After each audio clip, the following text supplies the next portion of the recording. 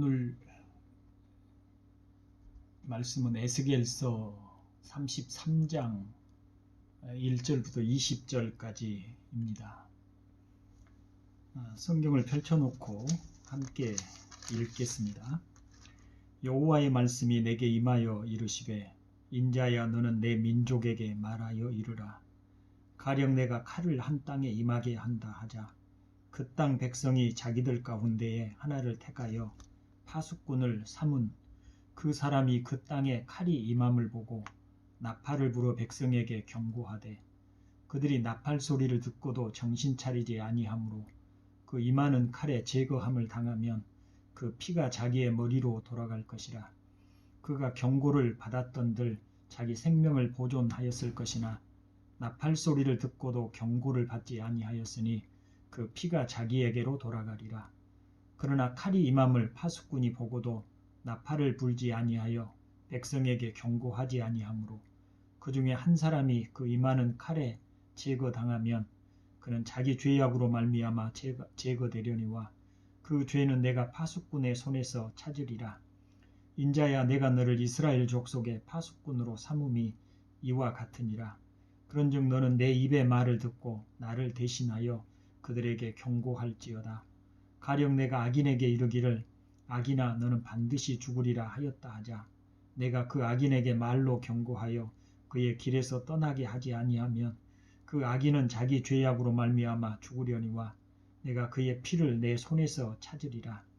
그러나 너는 악인에게 경고하여 돌이켜 그의 길에서 떠나라고 하되 그가 돌이켜 그의 길에서 떠나지 아니하면 그는 자기 죄악으로 말미암아 죽으려니와 너는 내 생명을 보존하리라. 그런즉 인자야, 너는 이스라엘 족속에게 이르기를, 너희가 말하여 이르되 우리의 허물과 죄가 이미 우리에게 있어 우리로 그 가운데에서 쇠퇴하게 하니 어찌 능히 살리요 하거니와 너는 그들에게 말하라. 주 여호와의 말씀이니라. 나의 삶을 두고 맹세하노니 나는 악인이 죽는 것을 기뻐하지 아니하고 악인이 그의 길에서 돌이켜 떠나 사는 것을 기뻐하노라. 이스라엘 족속아, 돌이키고 돌이키라. 너희 악한 길에서 떠나라. 어찌 죽고자 하느냐 하셨다 하라. 인자여, 너는 내 민족에게 이르기를, 의인이 범죄하는 날에는 그 공의가 구원하지 못할 것이요 악인이 돌이켜 그 악에서 떠나는 날에는 그 악이 그를 엎드러뜨리지 못할 것인즉 의인이 범죄하는 날에는 그 의로 말미암아 살지 못하리라. 가령 내가 의인에게 말하기를 너는 살리라 하였다 하자. 그가 그 공의를 스스로 믿고 죄악을 행하면 그 모든 의로운 행위가 하나도 기억되지 아니하리니 그가 그 지은 죄악으로 말미암아 곧 그 안에서 죽으리라. 가령 내가 악인에게 말하기를 너는 죽으리라 하였다 하자. 그가 돌이켜 자기의 죄에서 떠나서 정의와 공의로 행하여 저당물을 도로 주며 강탈한 물건을 돌려보내고 생명의 율례를 지켜 행하여 죄악을 범하지 아니하면 그가 반드시 살고 죽지 아니할지라. 그가 본래 범한 모든 죄가 기억되지 아니하리니 그가 반드시 살리라. 이는 정의와 공의를 행하였음이라 하라. 그래도 내 민족은 말하기를 주의 길이 바르지 아니하다 하는도다. 그러나 실상은 그들의 길이 바르지 아니하니라. 만일 의인이 돌이켜 그 공의에서 떠나 죄악을 범하면 그가 그 가운데에서 죽을 것이고 만일 악인이 돌이켜 그 악에서 떠나 정의와 공의대로 행하면 그가 그로 말미암아 살리라. 그러나 너희가 이르기를 주의 길이 바르지 아니하다 하는도다. 이스라엘 족속아, 나는 너희가 각기 행한 대로 심판하리라 하시니라. 아멘. 매일 하나님의 말씀을 성경을 그대로 이해하는 것이 정확하게 이해하는 것이 필요한데 이렇게 새벽 설교를 통해서 이제 그날 읽었던 본문의 내용을 좀 올바르게 해석하고 좀 이해해보는 그런 방식으로 좀 진행을 해보고 싶습니다. 성경을 펼쳐 놓으시고 같이 읽고 시간이 좋은 시간에 성경을 펼쳐놓고 같이 읽고 그 내용이 무엇을 의미하고 그 내용을 통해서 우리가 받을 수 있는 교훈이 무엇인지를 이렇게 정말 말씀을 배우고자 하는 그런 마음으로 참여를 하면 또 많은 유익이 있지 않을까 싶습니다. 이제 부활주일이 끝났고요. 그래서 작년 7월과 8월에 에스겔서 1장부터 32장까지를 살폈었는데, 그 이어서 이제 에스겔서를 마지막까지 읽어 가보도록 하겠습니다. 에스겔은 크게 세 개로 분류할 수 있습니다. 첫째는 1장부터 20장인데 예루살렘과 유다의 심판에 대한 말씀이 1장부터 24장까지에 있고요. 둘째는 25장부터 32장으로 이스라엘 주변의 민족들에 대한 심판의 말씀입니다. 그리고 이제부터 저희가 읽어갈 이 세 번째 33장부터 마지막 48장까지는 하나님의 심판을 받았던 이제 예루살렘과 유다의 회복에 관한 말씀입니다. 그러나 에스겔의 메시지를 이스라엘로 한정시켜 보면 크게 두 단계로 분류할 수 있겠죠. 하나는 주전 587년 유다가 멸망하기까지는 심판의 예언을 전하고 있고, 두 번째는 587년 유다의 멸망 이후에는 회개와 회복의 메시지를 전하고 있습니다. 33장부터는 바로 회개와 회복의 메시지를 말씀을 하고 있지요. 자, 이제 본문의 의미를 깔끔하게 한번 정리를 해보지요. 먼저 본문 1절부터 9절까지는 하나님께서 에스겔을 파수꾼으로 사명을 주어 부르셨다고 합니다. 이 파수꾼의 사명은 적군의 침입을 알리는 거지요. 파수꾼이 적군이 침입을 알렸는데도 사람들이 정신을 차리지 못해서 멸망을 당하면 그것은 그 성읍의 사람들의 책임입니다. 그러나 만약 파수꾼이 적이 침입하는 것을 알리지 않아서 성읍이 고난을 당하면 파수꾼은 그 책임을 면할 수 없는 것이죠. 이렇게 하나님께서 에스겔을 이스라엘 족속을 위한 파수꾼으로 세우셨다고 합니다. 만일 에스겔이 하나님의 심판의 메시지를 전하지 않아서 백성이 돌이키지 않는다면 당연히 그 책임을 에스겔이 져야 할 것입니다. 반대로 에스겔이 하나님의 말씀을 충실히 전하였는데도 백성들이 돌이키지 않아서 하나님의 심판을 받았다면 그 책임은 에스겔이 지지 않아도 된다는 의미 아니겠습니까? 자, 이쯤에서 한번 생각해 볼까요? 하나님의 신실한 말씀을 전하는 책임은 누가 져야 합니까? 목사와 선지자를 동일시할 수는 없지만 지금의 우리 교우들에게 있어서 하나님의 신실한 말씀을 전하는 책임은 바로 제가 져야 합니다. 그래서 목사인 저는 온 힘을 다하고 마음을 다하여 하나님의 말씀과 진리가 무엇인지를 깨닫고 또 그것을 전하도록 해야 할 책임이 제게 있는 것이죠. 그것이 사람들의 요구를 따라 전하는 것이어서는 안 됩니다. 사람에게 무엇이 필요하냐, 사람들이 요즘 무엇을 요구하느냐라고 하는 것이 중요하지 않은 것은 아니지만 목사인 제가 해야 할 일은 사람이 요구하는 바를 따르는 것이 아니라 하나님이 지금 우리에게 무슨 말씀을 하시는지, 하나님께서 어떤 말씀을 하고 계시는지를 제가 정확하게 전해야 할 책임이 있다는 것입니다. 그럼 여러분은 말씀을 들을 때 어떻게 들어야 할까요?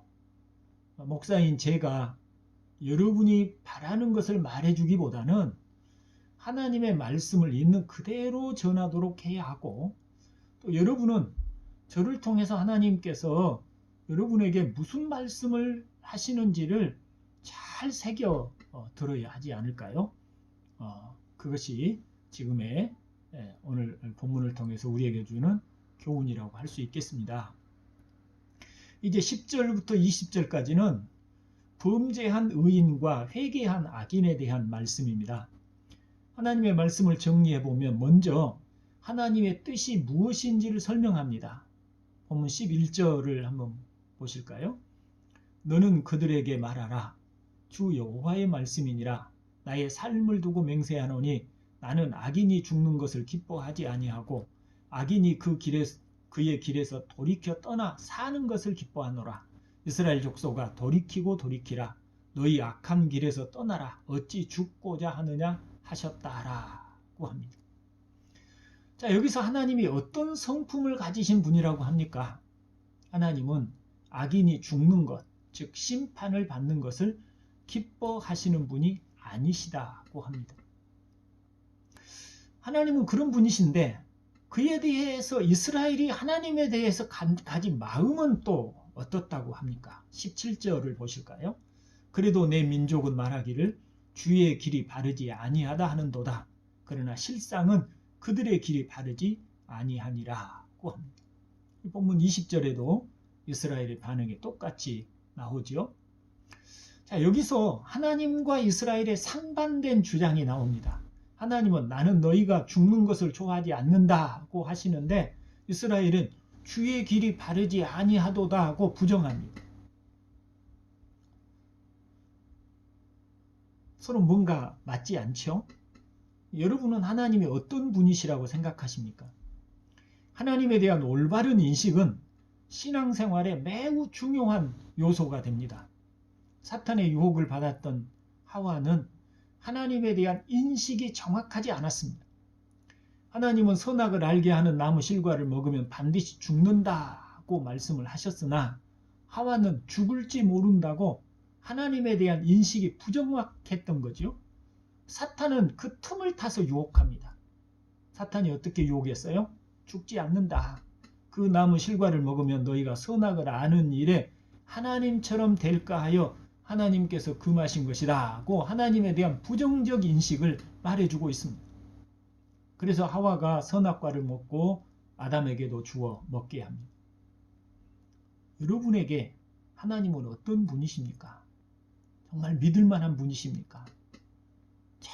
정말로 여러분을 사랑하시고 또 그 독생하신 아들을 주시기까지 그렇게 사랑하시는, 그리고 그 변하지 않는 사랑으로 은혜를 베푸시는 정말 그런 선하신 분이십니까? 의로우신 분이십니까? 신실하신 분이십니까? 그에 대한 의심이 생기고 그에 대하여서 회의감이 들고 하나님이 정말 그러실까 하게 되면 거기에 교묘하게 마귀의 역사가 있게 되고, 그리고 우리의 신앙생활이 마치 바닥을 탄탄하게 딛고 우리가 살아야 되는데 그렇게 딛지 못하는 것처럼 우리 신앙생활이 늘 흔들리고 요동할 수밖에 없습니다. 우리 한번 그 상황을 조금 생각해 보세요. 만일 이스라엘 백성이 하나님에 대한 전적 신뢰가 있고 하나님의 말씀에 대한 전적인 확신이 있었다면, 하나님에 대한 올바른 인식이 있었다면 하나님께서 그들에게 돌이키고 회개하라, 그렇지 않으면 내가 예루살렘과 유다를 멸망시키시겠다고 하실 때 그들은 어떻게 했을까요? 하나님에 대한 신뢰와 믿음이 있었다면 당연히 그들은 회개하고 돌이켜야 했겠지요. 그러나 그들은 하나님에 대한 올바른 인식이 없었어요. 하나님이 말씀하셔도 듣지 않았던 겁니다. 하나님에 대한 올바른 인식을 하는 것이 얼마나 중요한가를 볼 수가 있겠죠. 자, 또 하나님은 이런 말씀을 하십니다. 만일 이스라엘 백성들이 과거에는 악하여 범죄하였을지라도 돌이켜 그 악에서 떠나면 과거의 악이 그를 무너뜨리지 못하게 할 것이요. 과거의 악이 그를 무너뜨리지 못하게 할 것이요. 반대로 만일 이스라엘 백성들이 과거에는 의로웠을지라도 이제 와서 범죄하게 되면 과거의 의로움이 그를 구원하지 못하고 그 범죄함으로 인하여 심판을 받을 것이라고 하십니다. 다시 말하면 하나님은 에스겔을 통하여 과거의 이스라엘의 범죄와 악행으로 인하여 하나님의 심판을 받고 바벨론의 포로가 되었을지라도 이제라도 그들이 돌이켜 악을 멀리하고 하나님의 뜻 안에 살면 그로 인하여 그들이 다시 살 것이라는 메시지인 거죠. 자, 이 말씀을 어떻게 우리에게 적용해서 볼 수 있을까요? 예수 믿기 이전에 우리는 악을 행하는 자요 하나님 앞에 죄인이었습니다. 우리는 하나님의 율법을 따라 죄인으로 정죄된 사람들입니다. 그러므로 우리에게는 죄로 말미암는 죽음, 즉 먼저는 육체의 죽음이요 다음으로는 영원한 죽음, 즉 지옥에 던져져서 마귀와 그의 사자들을 위해서 예비된 곳에서 영원한 고통을 당하도록 되어 있습니다. 그것이 바벨론의 포로가 된 것처럼, 유다가 바벨론의 포로가 된 것처럼 우리에게 정해진 심판이었습니다. 그런데 예수 그리스도를 통해서 우리의 죄가 사함을 받고 속죄를 받을 길이 열렸습니다. 만일 우리가 하나님이 주신 구원의 길을 받아들여 우리의 죄인됨을 인정하고 예수 그리스도께서 십자가에서 우리의 허물과 죄를 속죄하셨다는 사실을 믿고 받아들인다면, 그리고 예수 그리스도 안에서 살기 시작한다면 과거에 우리에게 정해진 심판의 운명이 바뀌게 된다는 의미로 해석할 수 있지 않을까요? 과거에는 우리가 죄인이었고 심판받을 자고 정죄받을 자가 맞습니다. 그런데 예수 그리스도 안에서 다시 새롭게 살기 시작한다면, 그리스도로 말미암아 속죄함을 받고 새로운 피조물 되어 이제는 예수 그리스도의 말씀 안에 거하여 살기 시작한다면 이제는 우리의 정해진 심판의 운명이 바뀐다는 거죠.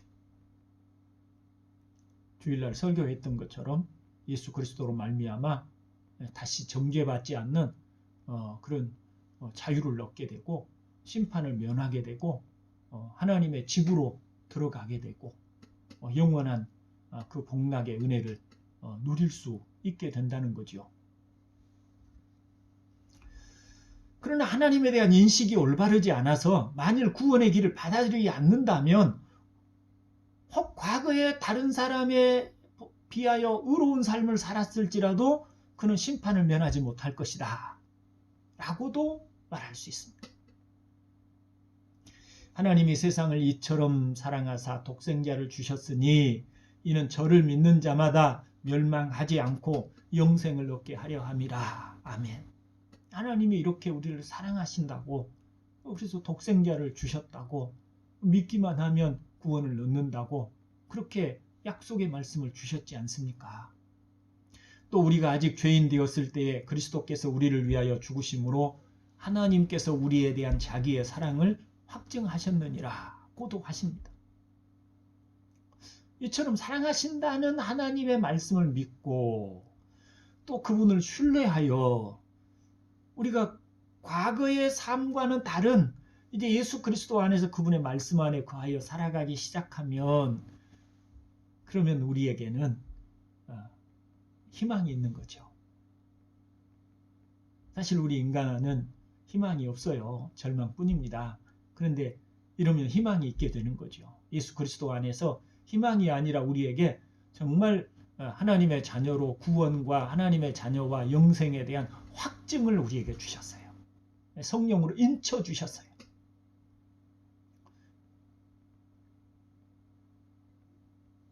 하나님의 이와 같은 사랑과 자비의 성품을 기억하고 오늘 본문 에스겔서를 통해서 이제 파수꾼의 사명과 또 그런 파수꾼의 입을 통해서 주어지는 하나님의 메시지를 따라 하나님을 올바로 이해하고 그분의 말씀을 받아들여서 사는 것이 곧 생명의 길이다 라고 하는 그 부분에 대한 이해가 오늘 본문을 통해서 있기를 주님의 이름으로 축원을 드립니다. 기도 제목 드리겠습니다. 첫째, 하나님을 날마다 더 알아가고 하나님의 사랑의 넓이와 깊이와 높이를 알게 하소서 기도했으면 좋겠어요. 하나님이 어떤 분인가를 우리가 잘 올바르게 풍성하게 알면 알수록 우리의 삶이 그만큼의 복됨이 있으리라고 믿습니다. 두 번째, 우리 동산교회 교우들이 성령 충만하여 육신이 아닌 성령을 따라 사는 성도들이 되도록 기도합시다. 저는 진리의 지식을 전해줄 뿐이지만 그 지식을 가지고 여러분 안에서 복음의 능력을 나타내실 분은 성령이십니다. 그는 성령의 은혜가 우리 동산교회 모든 교우들에게 있기를 위해서 기도합시다. 세 번째로 나라와 또 우리 조국 교회를 위해서 기도했으면 좋겠어요. 마지막으로 우리 교회 식구들을 위해서도 우리가 기도했으면 좋겠습니다. 오늘 하루도 주의 은혜가 충만하시기를 간절히 바랍니다. 아멘.